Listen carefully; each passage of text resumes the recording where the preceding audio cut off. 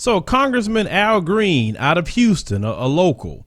Now, he went to the House floor last week and he wanted to put out his message about it's time to impeach Donald Trump, also known as 45. Now, after he done this, the radical Caucasian terrorists start calling a congressman and threatening to lynch a congressman. Now, I'm going to play for you what he said on the House floor. Then there was going to be a town hall meeting that he wanted to play what these radical Caucasian terrorists told him. And then we're going to play also what the people thought about the situation afterwards. So let's go ahead and roll those 3 clips. Thank you, Mr. Speaker. Mr. Speaker, I rise today with a heavy heart. I rise today with a sense of responsibility and duty to the people who have elected me, a sense of duty to this country, a sense of duty to the Constitution of the United States of America. I rise today, Mr. Speaker, to call for the impeachment of the President of the United States of America for obstruction of justice. I do not do this for political purposes, Mr. Speaker. I do this because I believe in the great ideals that this country stands for: liberty and justice for all. The notion that we should have government of the people, by the people, for the people. I do it because, Mr.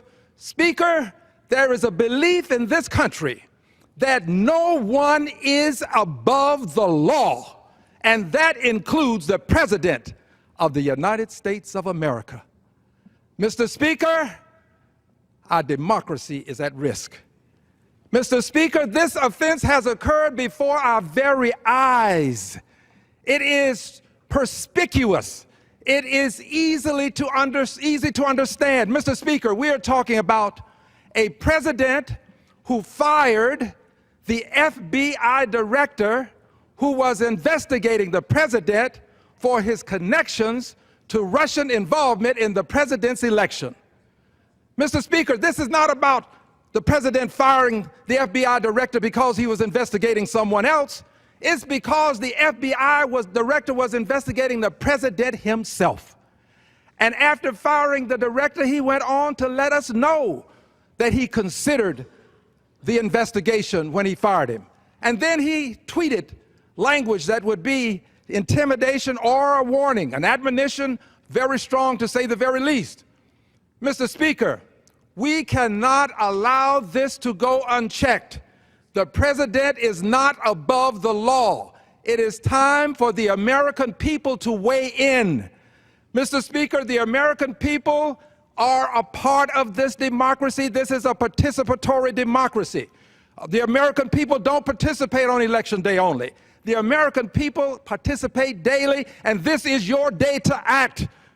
This is your day. I'm speaking to the American people. It is time for you to act. It is time for you to let us know where you stand. I've seen a poll that indicates that a majority now of those who are being polled are for impeachment. And I've seen another poll that says a plurality of those. Whether it's a majority or a plurality, let's let the American people weigh in. The American people should speak up, speak out, stand up so that we will get a sense of what the American people want. This is not something to be taken lightly, and I do not. I think that this is one of the highest callings that a member of Congress has to address. I believe that this is where your patriotism is shown, where you demonstrate to the American people where you really stand. So I take this stand. It's a position of conscience for me.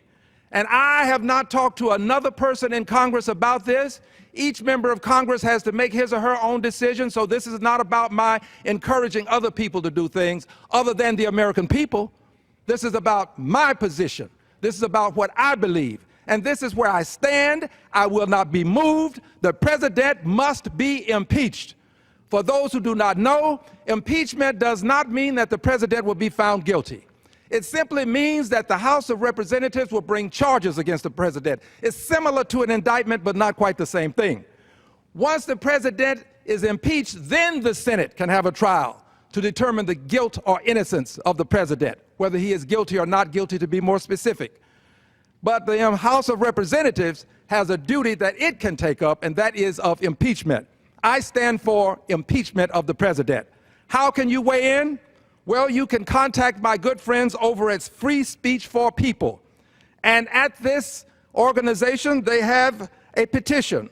The petition would allow you to weigh in and become a part of the nearly 1 million people who have already said the president ought to be impeached. You can weigh in at impeachdonaldtrumpnow.com, impeachdonaldtrumpnow.com. And believe me, if a plurality of the people are saying it now, and that's the poll that I really put my emphasis on, the one that says a plurality believes that the president should be impeached, more than 40%, I think that can grow. And I assure you, once you weigh in, American people, there will be a difference in the attitudes about this. I want to thank you, Mr. Speaker, for this opportunity, because but for this opportunity, you might not hear my voice. I am a voice in the wilderness, but I assure you that history will vindicate me. I assure you that righteousness will prevail. I assure you that no lie can live forever, and truth crushed to earth will rise again. I yield back my time. Yourself what we're dealing with someone. We're going to impeach nobody, you fucking nigger. Try it, and we'll lynch all you fucking niggers. You'll be hanging from a tree. I didn't see anybody calling for the impeachment of your nigger Obama. He was born in Kenya. He's not even American. So fuck you, nigger. Hey, Al Green, we got an impeachment for you. It's going to be yours. In fact, we even give you a short cut before we hang your nigger ass. When Congressman Al Green took the podium Saturday, he did so to applause. No yelling, no booing. But that could be because of the extra police on hand, the result of several threats aimed at Green, which he played for the crowd. In fact, we even give you a short trout before we hang you. Try it, and we'll lynch all you. You'll be hanging from a tree. No amount of threats and intimidation will stop what I have started, I promise you. That was as tense as this town hall got.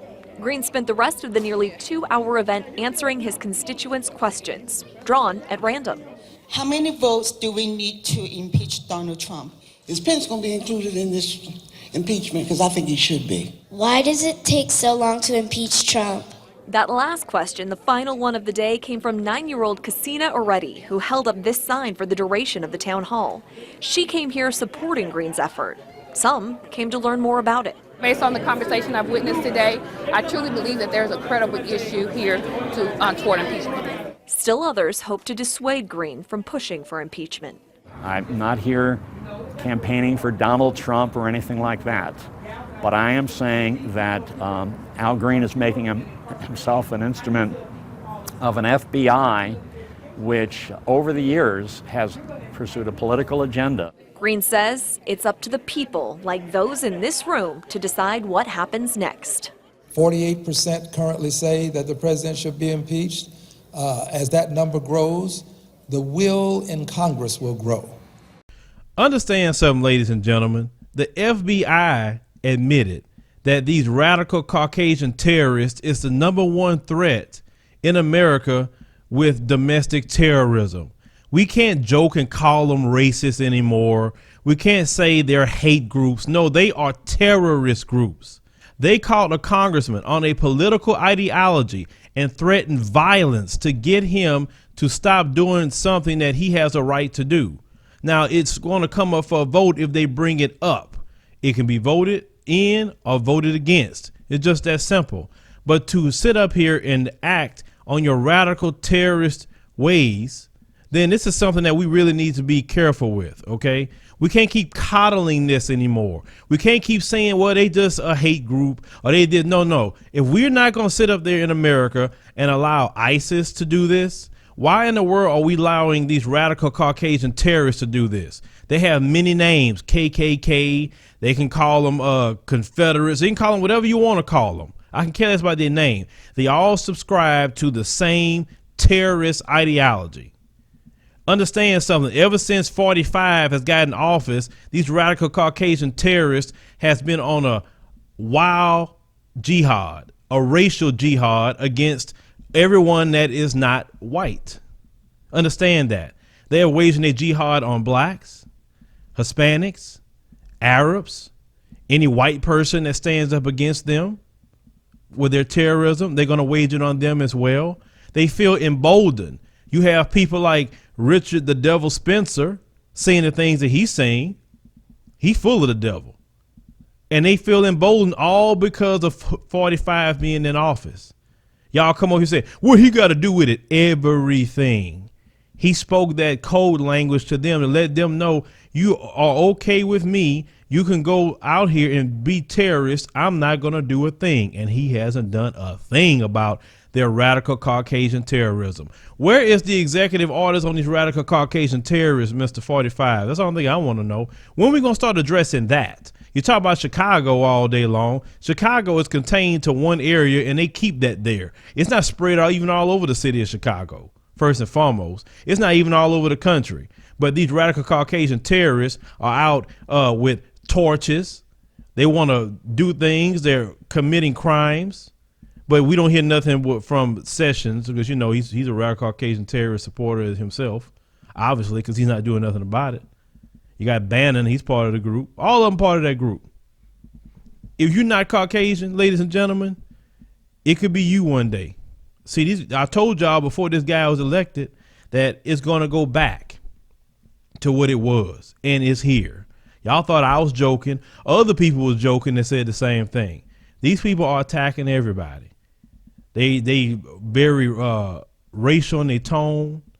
They're saying racial slurs to people's face.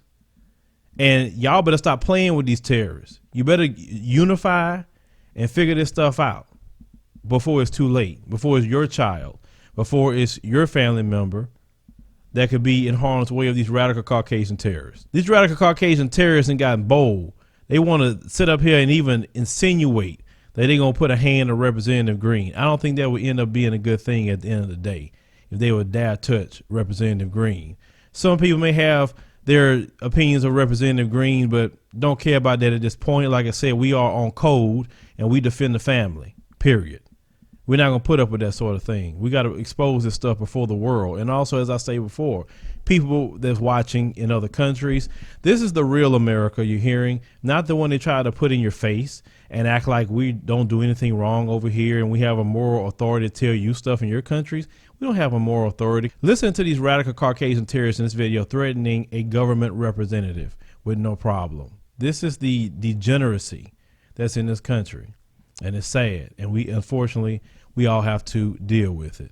Make sure to join us on Patreon for a minimum of $2 or $5 per month. And on Patreon, you get exclusive videos where you get information about the platform that you don't share publicly, and also discounts on any merchandise that we offer. Leave me a comment. Let me know what you think about these terrorists and their threats. Share the video, like the commentary, and subscribe for more news stories.